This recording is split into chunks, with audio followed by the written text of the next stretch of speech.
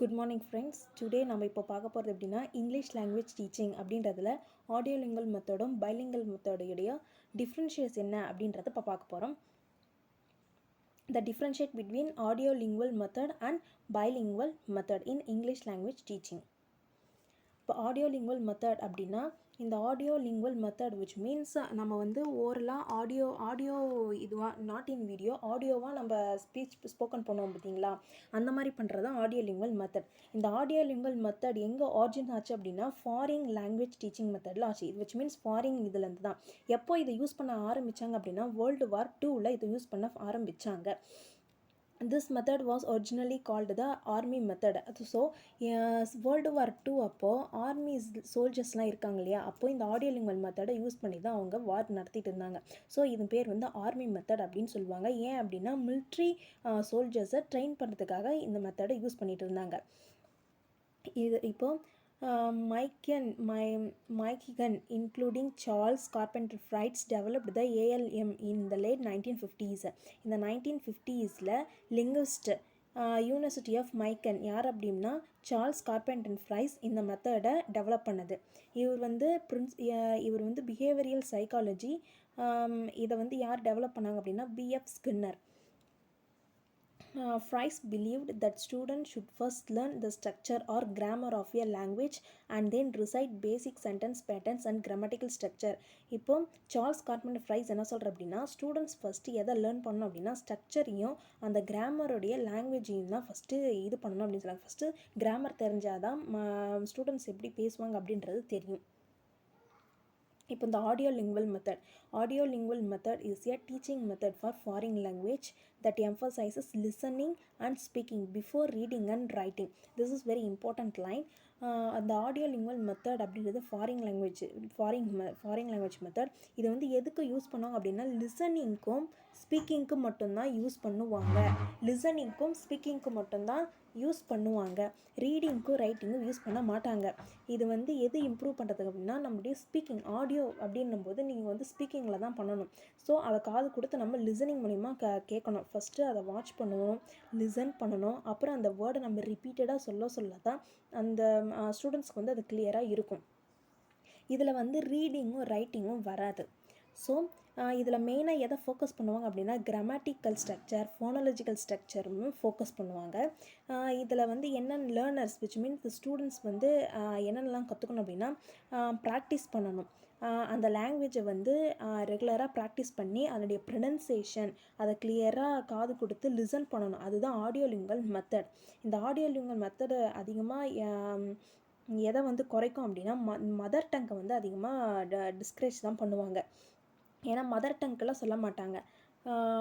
ஆடியோலிங்குவலில் link language which means English language second language தான் use பண்ணி இந்த ஆடியோலிங்குவல் மெத்தடை யூஸ் பண்ணுவாங்க. அப்போ தான் ஸ்டூடெண்ட்ஸுக்கு சில்ட்ரனுக்கு இதெல்லாம் வந்து புரியும். இப்போது டெக்னிக்ஸ் ஆஃப் ஆடியோலிங்குவல் மெத்தட் என்னென்ன டெக்னிக் பண்ணுவாங்க அப்படின்னா செயின் ட்ரில். இப்போது to make students ask and answer questions with each other. இப்போது இந்த ஒரு ஸ்டாஃப் இருக்காங்க அப்படின்னா அந்த ஸ்டாஃப் வந்து ஸ்டூடெண்ட்ஸ் கிட்ட கொஷின் கேட்பாங்க, அந்த ஸ்டூடெண்ட்ஸ் ஆன்சர் பண்ணுவாங்க. இதனால் கம்யூனிகேஷன் ஸ்டூடெண்ட்ஸ்குள்ளே இருக்கிற கம்யூனிகேஷன் இம்ப்ரூவ் ஆகும். ஸ்டாஃப் வந்து ஸ்டூடெண்ட்ஸ்குள்ளே இருக்கிற மிஸ்டேக்ஸை கரெக்ட் பண்ணுவாங்க. Dialogues and drills are the most frequently used exercises in audiolingual method. இப்போ இந்த ஆடியோலிங்குவல் மெத்தடில் டயலாக் செஷனும் செயின் ட்ரில்ஸும் மோஸ்ட் இம்பார்ட்டன்ட். இப்போ குரூப்பாக ஒரு பசங்களை உட்கார வச்சு அதில் ஸ்டாஃப் இருக்காங்க, அந்த குரூப்பில் ஸ்டாஃபும் இன்வால்வ் ஆகிருக்காங்க.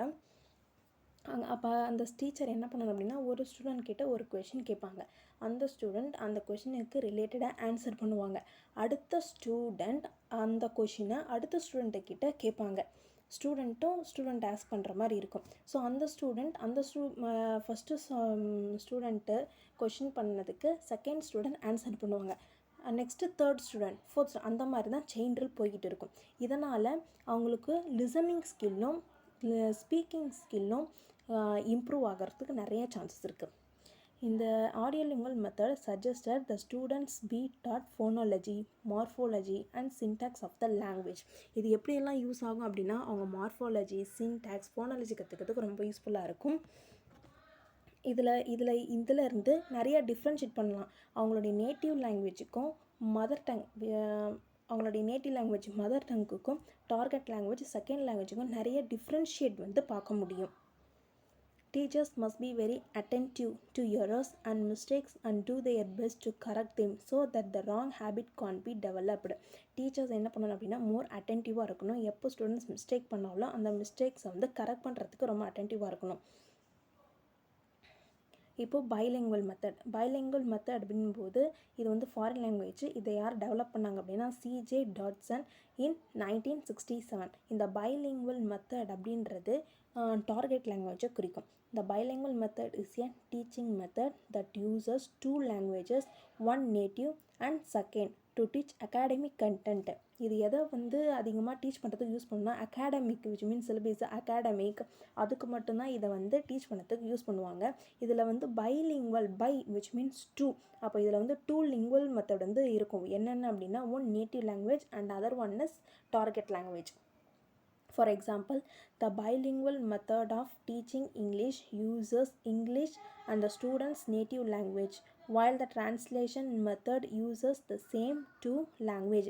இந்த bilingual method வந்து இங்கிலீஷையும் சொல்லும், அதே மாதிரி ஸ்டூடெண்ட்ஸுடைய நேட்டிவ் லாங்குவேஜுக்கும் இது வந்து இம்பார்ட்டன்ஸ் கொடுக்கும். அப்போ தான் ரெண்டு பேருக்கும் உள்ள கனெக்ஷன்ஸ் இம்ப்ரூவ் ஆகி ஸ்டாஃப் வந்து இங்கிலீஷ் லாங்குவேஜ் லிங்க் லாங்குவேஜாக வச்சு with the help of native language அது மூலயமா இங்கிலீஷ் லாங்குவேஜ் அவங்களுக்கு சொல்லி தருவாங்க.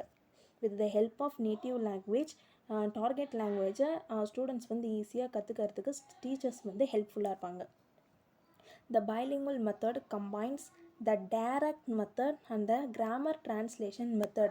இந்த bilingual method வந்து எதை கம்பைன் பண்ணியிருக்குன்னா ரெண்டு மெத்தடை கம்பைன் பண்ணியிருக்கு. ஒன்று டைரக்ட் மெத்தட், இன்னொன்று கிராமர் டிரான்ஸ்லேஷன் மெத்தட்.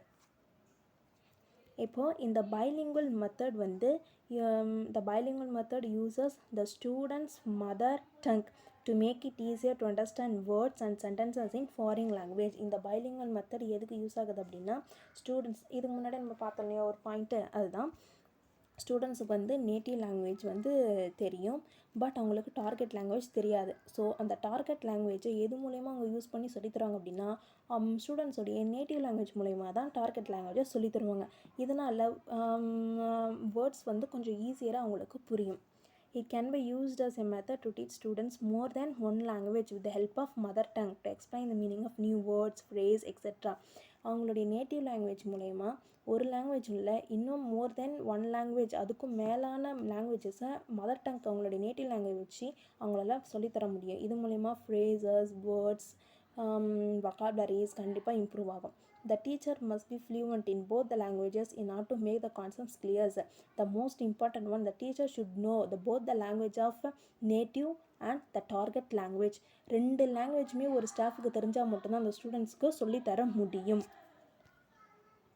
இப்போது differences between audiolingual and bilingual method. இப்போ ஆடியோலிங்குவல் மெத்தடுக்கும் பைலிங்குவல் மெத்தடுக்கும் என்ன டிஃப்ரென்சஸ்ன்னு பார்க்க போகிறோம். which the audiolingual method and the bilingual method are both language teaching method that focus on developing on oral skills. இந்த ரெண்டுமே students உடைய communication skills வந்து improve ஆகிறதுக்கு தான் இந்த ரெண்டு மெத்தடுமே யூஸ் பண்ணுறாங்க staffs. Audiolingual method. The audiolingual method teaches students a language directly without using the student's native language to explain new words or grammar. இந்த ஆடியோ லாங்குவேஜ்குள்ளே ஸ்டூடெண்ட்ஸ் உடைய நேட்டிவ் லாங்குவேஜ் வந்து வராது. பட் பைலிங்குவல் மெத்தடில் நேட்டிவ் லாங்குவேஜும் ஸ்டூடெண்ட்ஸோடைய டார்கெட் லாங்குவேஜும் ரெண்டுமே வரும். ஆனால் ஆடியோலிங்குவல் மெத்தடில் ஸ்டூடெண்ட்ஸோடைய native language வராது. Only through the target language the teacher should teach the students. It focuses on grammar rather than vocabulary. ஆடியோலிங்குவல் மெத்தடில் ரொம்ப கிராமரை தான் அவங்க ஃபோக்கஸ் பண்ணுவாங்க, vocabularyயை தவிர. Bilingual method. It focuses on oral production, but unlike the grammar translation method, it leads to free conversation. In bilingual methodல இதில் வந்து ஃப்ரீயாக conversation பண்ணுறதுக்கு ஏன்னா இது வந்து அகாடமிக் கண்டென்ட் மட்டும்தான் யூஸ் பண்ணுவாங்க. அகாடமிக் கண்டென்ட்டில் மட்டும்தான் யூஸ் பண்ணுவாங்க. அதனால் போத் ரெண்டு லாங்குவேஜுமே இதில் ஸ்பீக் பண்ணுறது அப்படிங்கிறதுனால இதில் வந்து எந்த ஒரு கிராமர் இதுவும் அவங்க வந்து இது பண்ண மாட்டாங்க. ஆனால் ஆடியோ லிங்குவலில் ஒன்லி டார்கெட் லாங்குவேஜ் யூஸ் பண்ணுறதுனால அவங்க இந்த கிராமர் ரூல்ஸை மஸ்ட் அவங்க வந்து பிடிப்பாங்க. The audiolingual method emphasizes speaking and listening skills through repetition and drills. இதுக்கு முன்னாடி ஒரு பாயிண்டில் நம்ம பார்த்தோம் அதே தான். இந்த ஆடியோலிங்குவல் எதுக்கு அப்படின்னா ஆடியோன்றது கேட்குறது, அதை காது கொடுத்து கேட்டு ஸ்டூடெண்ட்ஸ் அதை அவங்களுடைய ஓன் இதுவில் அதை ரிப்பீட் பண்ணி அந்த சவுண்டும் ப்ரனன்சேஷனும் கரெக்டான ஃபார்முக்கு வர்றதுக்கு தான் யூஸ் பண்ணுறது. ஸோ லிசனிங்கும் ஸ்பீக்கிங் ஸ்கில்ஸும் தான் இதுக்கு வந்து மோஸ்ட் இம்பார்ட்டன்ட். அதனால் அது ரொம்ப இம்ப்ரூவ் ஆகும். In bilingual method, development of oral skills through imitation and free conversation. But bilingual method அப்படின்னும்போது இதுக்கு லிசனிங் ஸ்கில்லும் இல்லை அந்த ஸ்பீக்கிங் ஸ்கில்லும் லெஸ் இம்பார்ட்டண்ட். பட் இதில் வந்து ஃப்ரீ கான்வர்சேஷன் இருக்கும். இதுதான் இப்படி பேசணும், அதுதான் இப்படி பேசணும் அப்படிங்கிற அவங்க ஃப்ரீயாக பேசலாம்.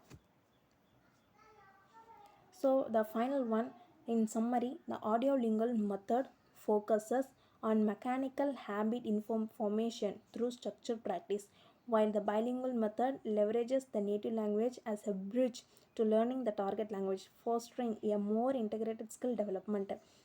சம்மரி பார்த்தீங்கன்னா இப்போ ஆடியோலிங்குவல் மெத்தட் அப்படின்னும்போது அவங்களுக்கு வந்து நேட்டிவ் லாங்குவேஜ் வராது, அவங்களுக்கு ஒன்லி டார்கெட் லாங்குவேஜ் மட்டும்தான். பட் இன் பைலிங்குவல் லாங்குவேஜ் அப்படின்னும்போது both native as well as the target language also used to improve their skills. Thank you. ஃபைனலாக என்னுடைய சேனலை சப்ஸ்கிரைப் பண்ணுங்கள்.